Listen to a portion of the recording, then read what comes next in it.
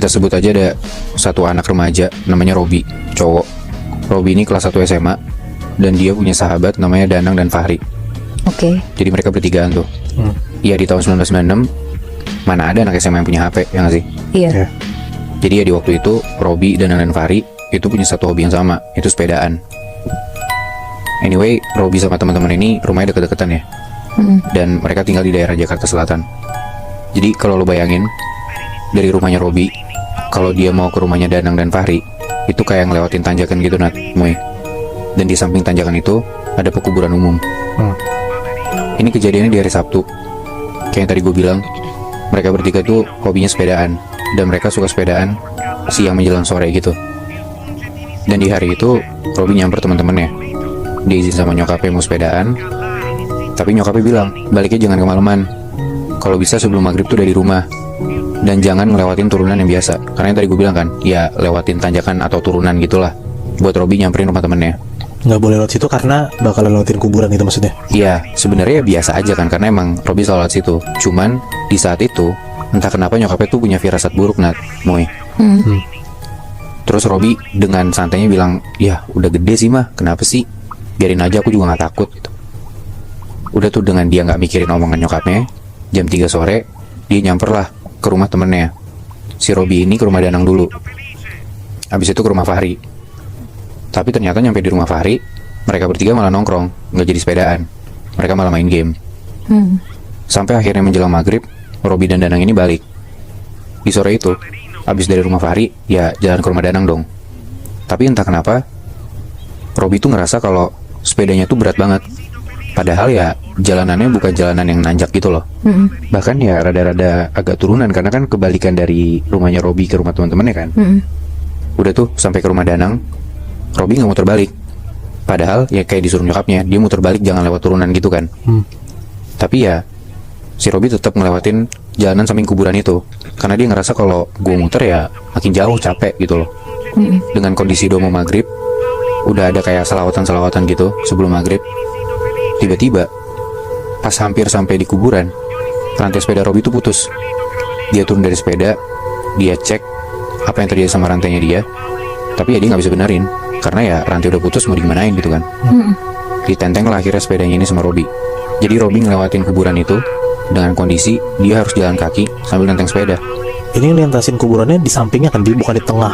Betul, di sampingnya, di samping kuburannya. Oke. Dan di situ kayak yang gue bilang tadi, jalannya turunan gitu. Hari udah mulai gelap, dan entah kenapa kok Robi ngerasa kalau jalanan tuh sepi banget. Padahal biasanya ada aja orang yang lewat di waktu mau menjelang maghrib itu. Gue deskripsiin sedikit kuburannya ya, Nat, Moy. Iya. Jadi pekuburan umumnya itu sebenarnya nggak terlalu gede, tapi di tengah pekuburan itu kayak ada satu batu besar yang bisa didudukin sama orang. Pas Robi jalan di samping pekuburan itu, entah kenapa Robi tuh nengok ke samping, ke sebelahnya, ke arah pekuburan, dan dia ngelihat ke arah batu besar itu.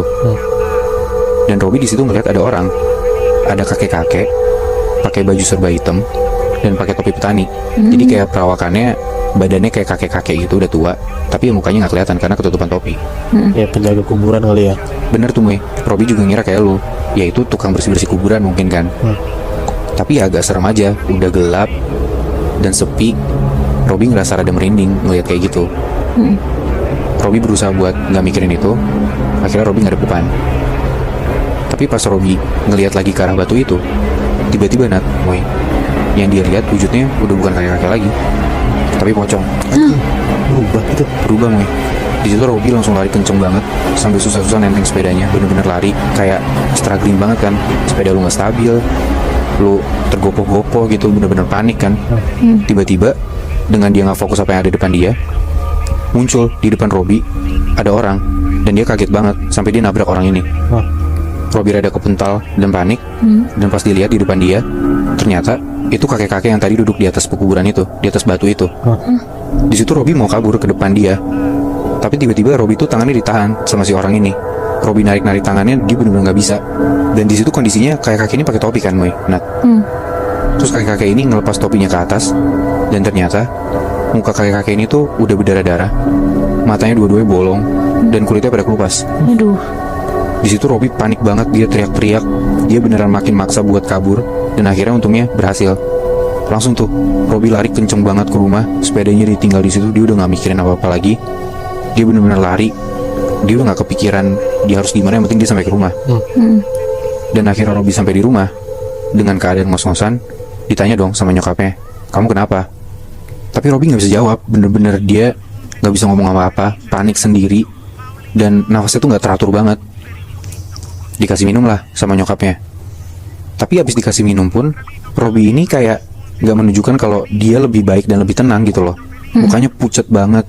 Dan Robi ini kayak seakan-akan ngeliatin rumahnya dia ke arah atap, kayak dia tuh nggak tahu dia di mana gitu, Nat, Moy. Dia ngerasa resah banget ada di rumahnya sendiri. Dan Robi tuh kayak tiba-tiba ngerasa menggigil, padahal ya dia pakai baju gitu loh. Di situ ibunya juga mulai panik, tapi karena sebelumnya udah ada firasat buruk, ibunya tuh entah kenapa langsung mikir buat manggil Ustadz, yang untungnya tetangga mereka tuh Ustadz gitu loh. Akhirnya nyokapnya Robi langsung lah keluar dan gedor-gedor rumahnya si Ustadz ini dan diminta untuk datang ke rumahnya. Ustadznya datang ke rumah Robi. Ustadz yang ngeliat Robi itu kondisinya kayak gimana dan masih ngos-ngosan kayak gitu, Ustadznya tuh bilang, ya udah Robi ini disuruh mandi dulu, dimandiin lah. Nanti habis Isya saya balik lagi. Karena itu kondisinya udah maghrib lewat kan. Pas Robi mau mandi, bajunya dibuka nih, Nat, Moy. Dan tiba-tiba badannya Robi tuh bentol-bentol, kayak orang kudisan gitu loh. Itu dari atas sampai bawah, badannya dia bener-bener bentol banyak banget, merah-merah. Dan yang gak kena cuman muka, telapak tangan sama telapak kaki. Padahal sebelumnya ya Robi gak nunjukin kalau dia punya penyakit kulit ataupun yang gak ada gejala apa-apa gitu loh. Tiba-tiba aja. Singkat cerita, setelah udah Isya, Ustadznya datang lagi tuh ke rumahnya Robi. Dikasih lihat lah, si Robi tuh kulitnya kayak gini gitu loh, bentol-bentol. Ustadznya langsung nyuruh buat ngasih gabah bekas padi. Tau gak sih lu gabah bekas padi? Jadi kayak semacam, ya kalau lu bayangin kulit-kulit padi yang warnanya coklat gitu. Nah itu tuh suruh dicari, terus dibakar, habis itu didoain pakai air, terus diusapin ke badannya si Robi. Untungnya dapet, dan itu dilakuin semuanya. Ajaibnya, Nat, Moy, dalam waktu 2 jam bentolnya langsung hilang. Dan setelah itu Robi udah makin tenang. Dari yang tadinya ngos-ngosan selama berjam-jam itu, bener-bener dia gak bisa ngomong apa-apa, panik, resah, dan aneh banget keadaannya Robi.